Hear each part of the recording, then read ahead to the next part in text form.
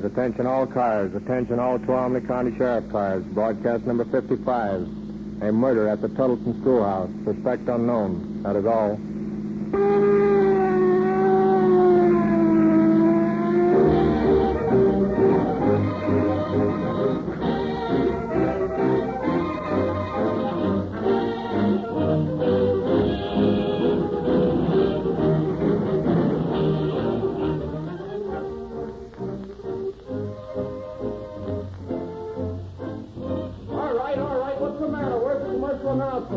Why, it's lost. Lost? That's a hot one. Well, Dr. Linsford, you ought to know the sales story on Rio Grande cracked gasoline by now. Ad-lib it. Oh, Bill, the audience knows that story by heart. Oh, you mean that one about Rio Grande cracked gasoline powering more police cars in California and Arizona than any other brand? Yes. Well, tell them something else then. All right. Ladies and gentlemen, here's an interesting point. Do you realize that the success of this program depends on several hundred listeners getting up after every broadcast, going to a nearby Rio Grande service station and saying, I just heard Calling All Cars, and I want to try that Rio Grande cracked gasoline. Well, let's not ask everybody to do that tonight. Tomorrow morning will do. But I hope our audience does realize that we put on this show once a week, then we spend the rest of the week gathering data to give you another good show, and we can't hear your applause. Neither can the Rio Grande Oil Company. The only way we can tell if you like Calling All Cars, and if you want this show to go on, is for you to go to a service station and ask for Rio Grande cracked gasoline. I don't care how you say it. Ask for Calling All Cars gasoline if you wish. But let's hear from you. And now, on with the show.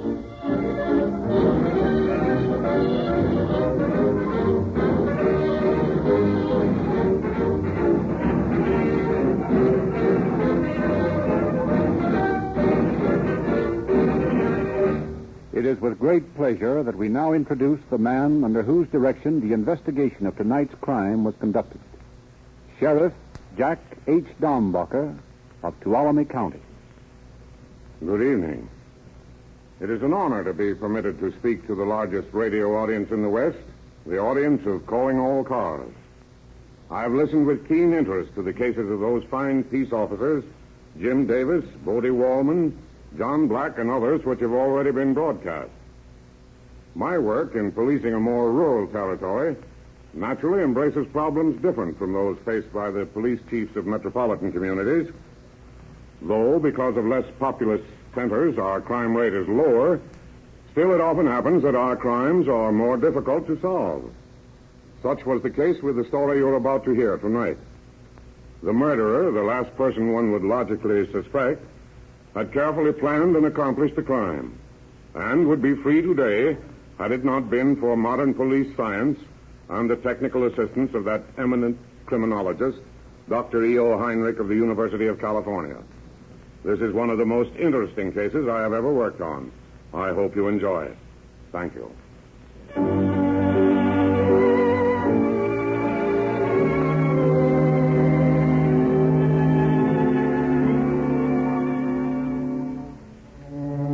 It is late afternoon, some years ago in Tuttletown, a small community in Northern California.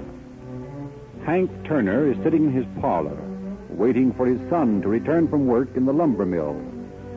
Hank is annoyed about something and pays scant attention to the day-old San Francisco paper he is idly scanning.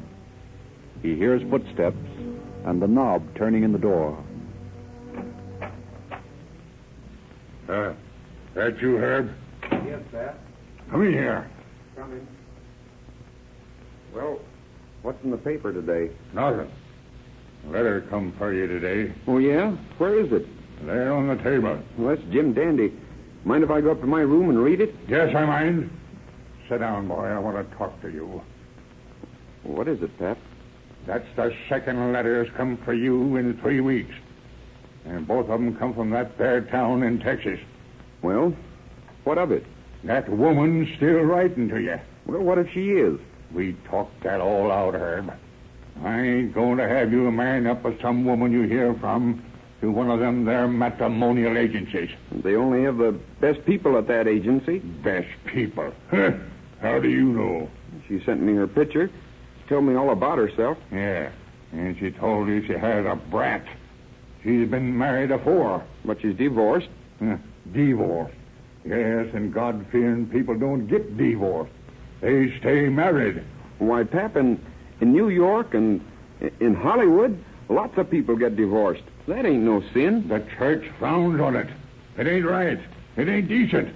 Alma's decent. A lot you know. If she couldn't be a good wife to one husband, how do you know she'd be a good wife to you? She writes a mighty pretty letter. Now, that won't bake no bread. Well, I'm in love with her. In love with her? Why, you ain't even seen her. You're in love with a picture. In love with some scrawls of ink on a piece of paper. You ain't old enough to know what love is. I'm going on 27, Pap. I was 35 before I married your ma. I know what I'm talking about. He ain't much more than a shirt-tail brat yet. Look here, Pap. You got to make up your mind sooner or later that I'm a man. And what's more, Alma's coming up from Texas next week, and I'm going to marry her. Son, you ain't going to marry her. I forbid it. Pap, I got a mind of my own, and it's made up. I'm going to marry Alma next Tuesday.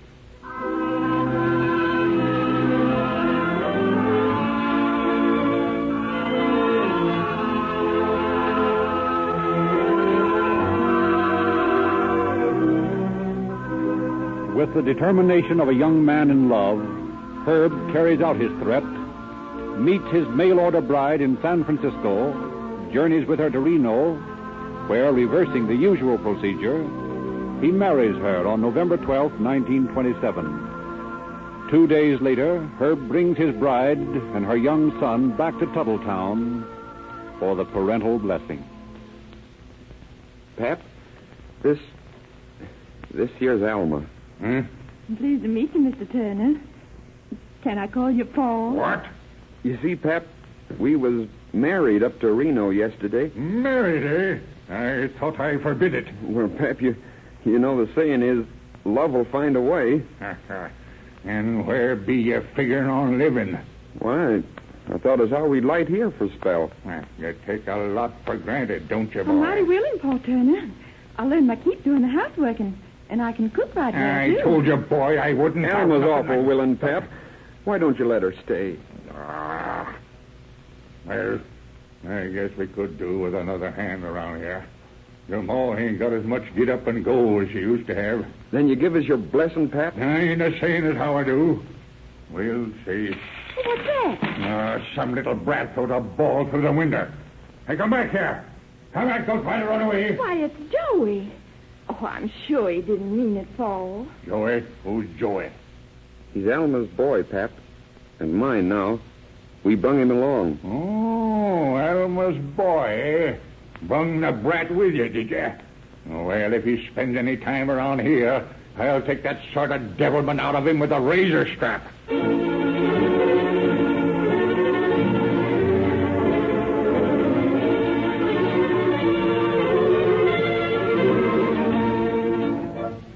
Hank Turner's attitude does not change, and poor Joey is the object of his step-grandfather's constant criticism. Whenever Alma objects, Herb, once the first flush of love has subsided, sides with his father. 2 years of constant wrangling over the subject of the boy create a strange circumstance in the Turner household.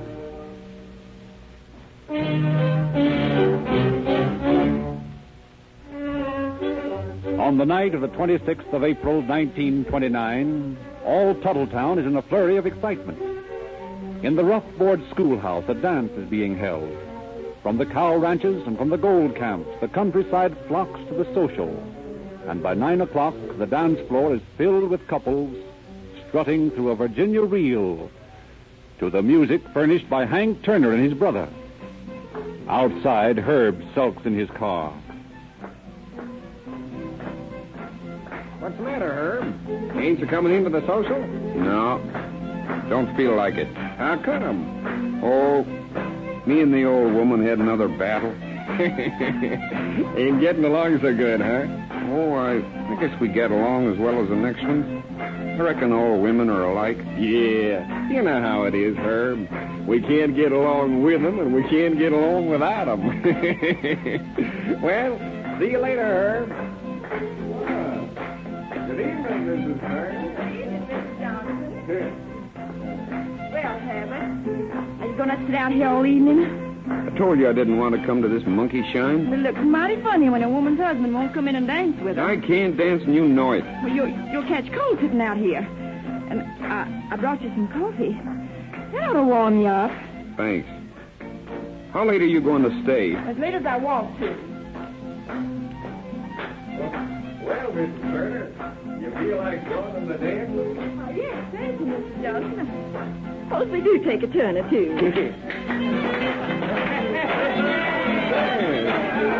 Right nice gathering tonight, ain't it? Sure is. My, it makes me feel young again to be dancing.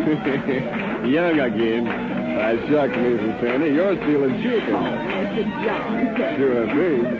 If you want Herb Turner's wife, I declare I think I'd court you myself. Really, Mr. Johnson? You know, I'd like it if you informed me Pete. All right, Pete. Something's wrong with Herb. He's something awful. He's rising and groaning. Oh, where is he? Outside. You better come quick. Yes, I'm coming.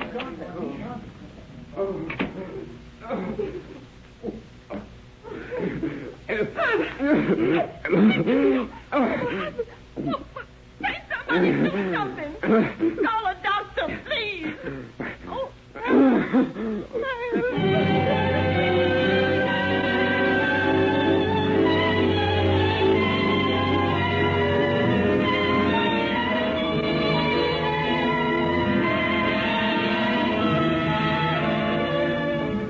A doctor is called from Sonora, and before he can arrive, Herb Turner is dead. The sheriff is called. He orders the body turned over to the coroner for autopsy, and he and a deputy get the names and addresses of the guests at the party.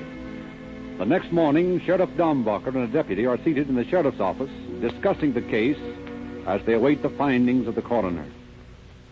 You know, Ed, I'm positive that guy was murdered. Well, what makes you so sure? All you have to go on is circumstantial evidence. I realize that. But I think we can find the murderer and convict him on that evidence. We've got the cup that the victim drank the coffee from and this empty vial I picked up near the car last night. What was in it? I don't know, but I put in a call for the druggist who sold it.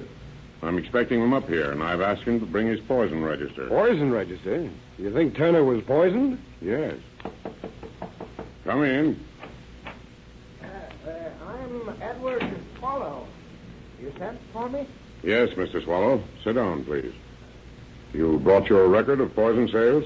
Oh, yes, sir. It's right here. I have here an empty bottle from your drugstore. There's a number on the label, 1263. Have you a record of that sale? Let me see. 1263. Oh, yes, sir. Here it is. What was the sale? 1/8 of an ounce of strychnine. Strychnine. What did I tell you, Ed? Well, still, that doesn't prove anything. Well, when I find an empty poison bottle and a dead man within 6 feet of each other, I begin to put two and two together. Who did you sell this strychnine to, Mr. Swallow? Mrs. Joe Williams, sir. She said she wanted to poison a dog that'd been killing her chickens. Do you know this Mrs. Williams? Have you ever seen her before? No, sir. Would you recognize her if you saw her again? Yes, I think I would. That's fine, Mr. Swallow. We may call upon you for an identification. Now, if you let me have the page out of your register that has Mrs. Williams' signature on it, I couldn't let you do that, sir. The law says I must keep the record. Well, I'm the law, Mr. Swallow. Yes, sir, but I... The reason you're required to keep a record of all sales of poison is to be of assistance in just such cases as this. Yes, sir, I suppose that's so. Well, very well, then. Here's the page. Thank you, Mr. Swallow, and we'll let you know when we need your valued assistance again. Thank you, sir. Thank you. Good day. Good day, Mr. Swallow. Well, Ed, we're getting places. Well, not that I can notice. Well, stick around and watch this case grow. Oh, good morning, Doctor. Morning, Sheriff. Well, have you completed the autopsy? Yep. And? The man died of strychnine poison. Just as I thought. Well, how did you know? I just finished tracing the sale of the bottle I found near his car. It contains strychnine. Undoubtedly, under analysis, the coffee cup will show strychnine. Yes, which doesn't prove he was murdered at all. He could have poured the strychnine into the coffee himself, thrown the bottle away, and committed suicide. He could have, but he didn't. I'm going to question everyone who was at that dance last night until I get the information I'm after.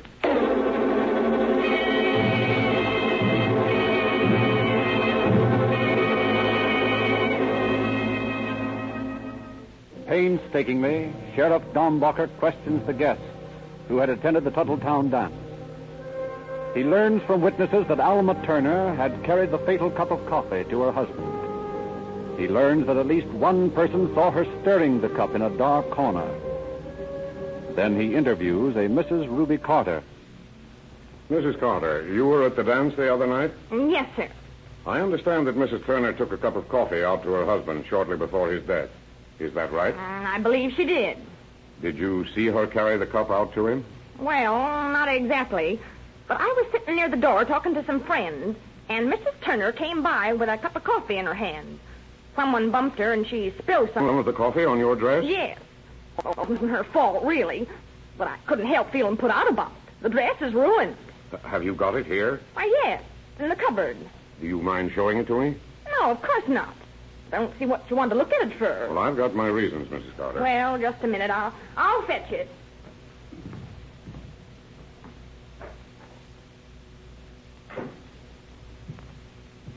Here it is. Just look at them coffee stains. Ain't it a shame? Yes, it is, Mrs. Carter. These are the stains here? Yes, right there on the skirt. Mrs. Carter, I'll have to take this skirt with me. What for? For evidence. Well, I don't know what you're talking about. But if you want that dress, you'll have to pay me what it's worth. Well, I thought you said it's ruined. Well, it is, but I can still use it around the house. Well, I think we can arrange to pay you for it. I can't for the life of me see what you want with it. Well, I'm not at liberty to tell you now, Mrs. Carter. But I've got a hunch you'd be surprised if you knew what else was in those stains besides coffee.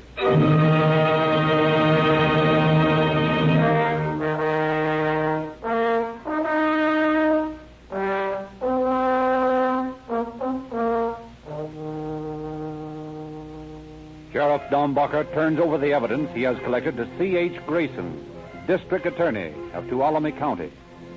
And he immediately consults the distinguished criminologist, Dr. E.O. Heinrich, who carefully examines all the items.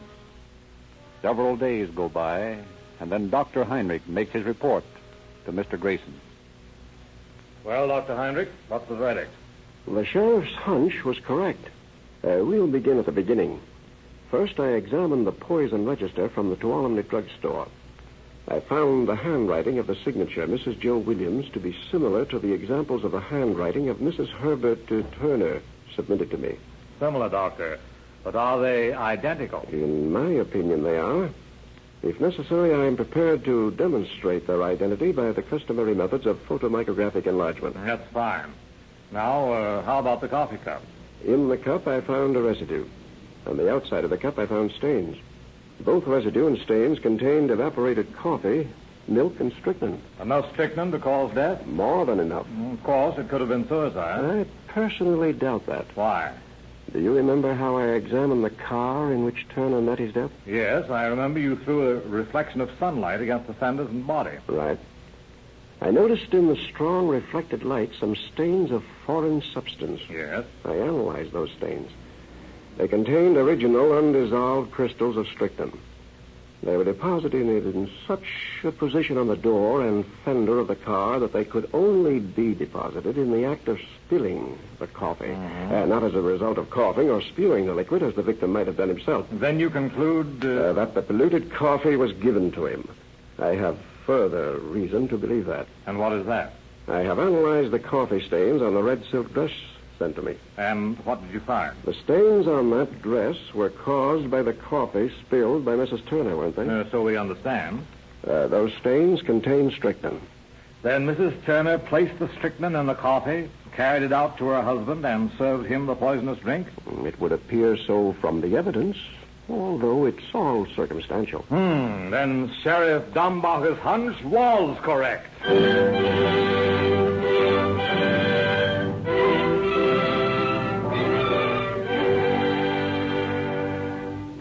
Howdy, Sheriff. Hello, Mr. Turner. You found the murder of my boy yet, Sheriff? I think we have. Is Mrs. Turner at home? You don't mean Almy? I mean your son's wife. Well, I always thought as how she done it. I always knowed she'd do her no good. That high-stepping Heidi. Oh, wait a minute, Mr. Turner. I haven't said anything. But Alma did do it now, didn't she, Sheriff? I'm not saying she did or did not. But I want to know whether you'll sign a complaint charging your daughter-in-law with murder. Sheriff, I'll be glad to. Give me them there papers. Here you are. There. Does that make it legal? Yes. Oh, Almy. Almy. Yes, Paul. Come out here. You got a visitor. A visitor? Well, who's come to see me, Paul? Is it Mr. Johnson? No, it ain't Pete Johnson. It's the sheriff. He's come to take you to jail for murder and harm. What? What? You're fooling me, Paul. I ain't a fooling you. Tell her, Sheriff. Mrs. Turner, I arrest you for the murder of your husband. You arrest me? For murdering Herb? No. I didn't kill him. Well, I loved him. He was the only man in my life. No, I'm not guilty. I'm not. I swear I'm not.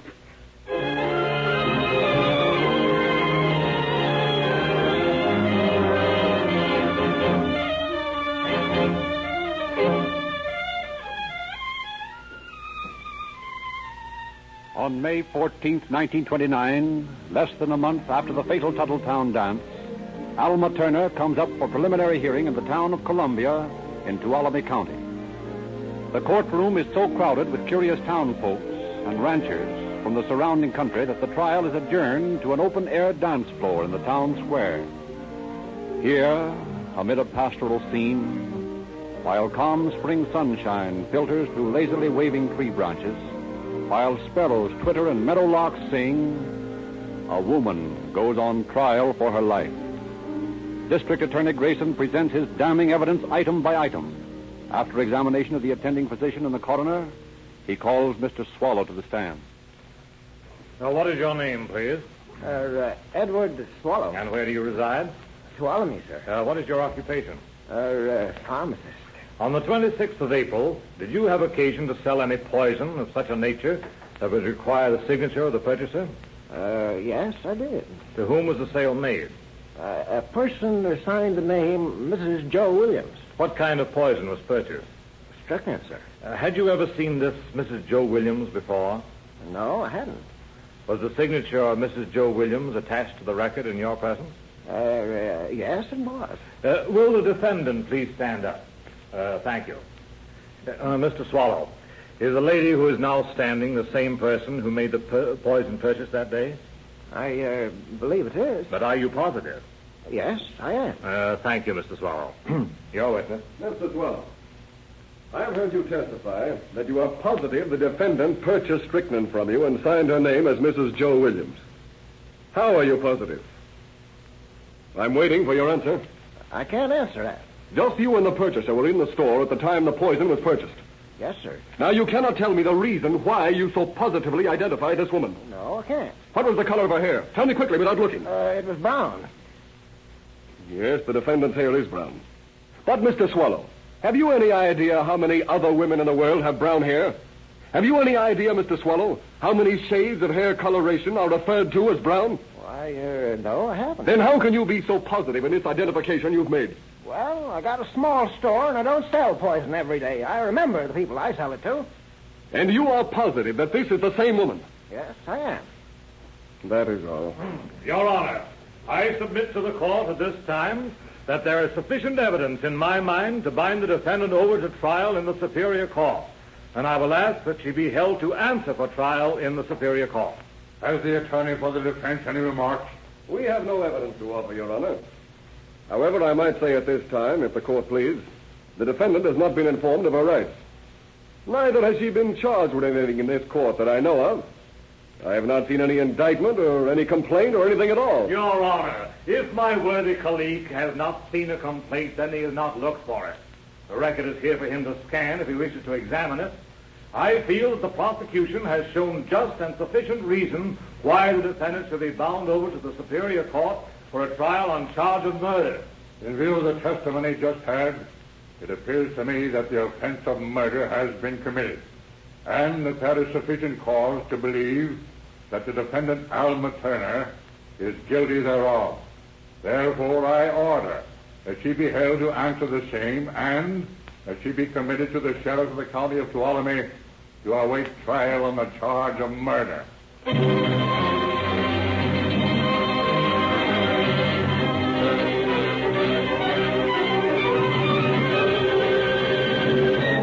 Committed to a cell in the Sonora jail, Alma Turner loudly protests her innocence as District Attorney Grayson knits together the last vagrant thread of the splendid evidence provided him by Sheriff Dombacher.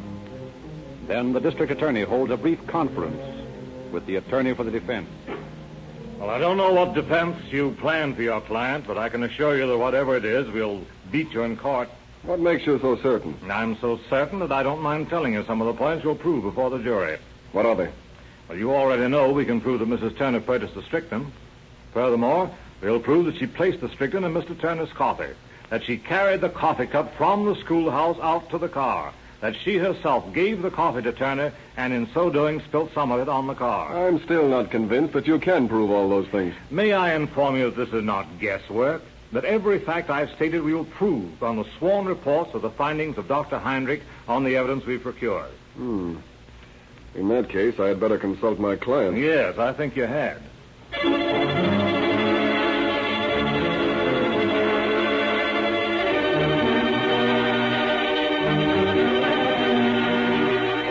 On June 4th, following the consultation between Alma Turner and her attorney, she is led before Superior Judge Warren. Alma Turner, you are charged with murder. How do you plead? Guilty.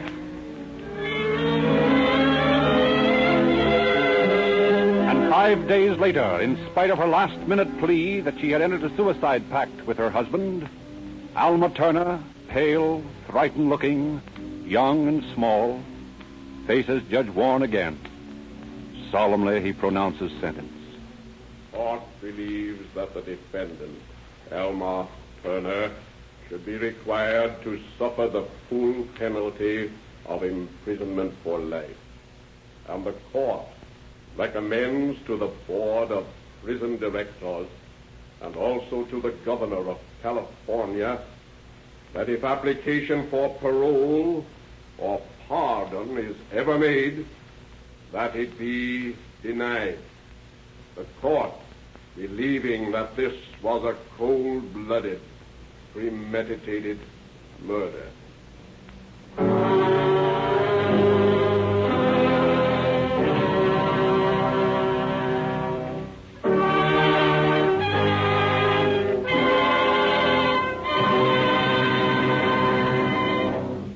Well, here it is, that commercial announcement we lost at the start of the show. Well, of course, you know we didn't really lose it. We just tried to call your attention in an unusual way to Rio Grande cracked gasoline. We thought you might take it more seriously if we appealed to you as actors seeking applause.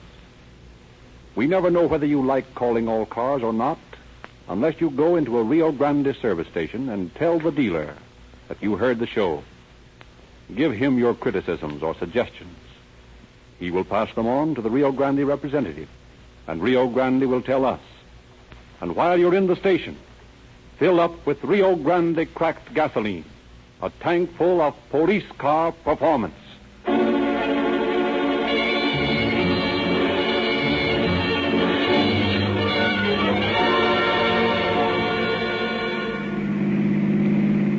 Calling all cars, attention all cars, attention all Tuolumne Sheriff cars. Cancellation of broadcast 55 regarding a murder. Suspect in this case is now in custody. That is all.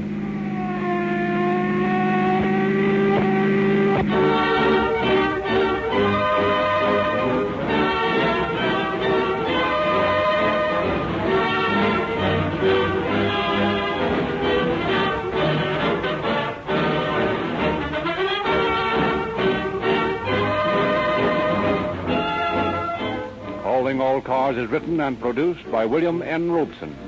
This is your narrator, Frederick Lindsley, bidding you good night for the Rio Grande Oil Company.